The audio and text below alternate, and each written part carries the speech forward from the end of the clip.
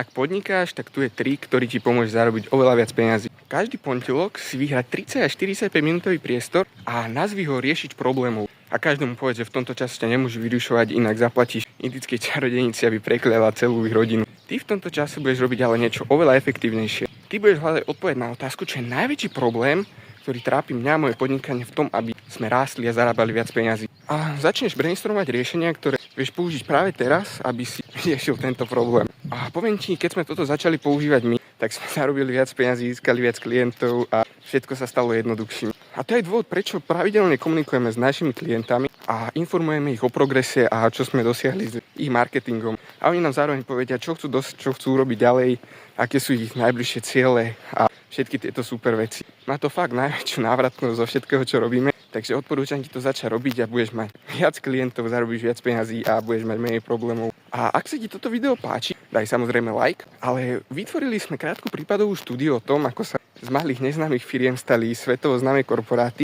ktoré by mohli mať aj ty, takže napíš do komentára US a pošleme ti túto prípadovú štúdiu a ty vyrastieš rýchlejšie.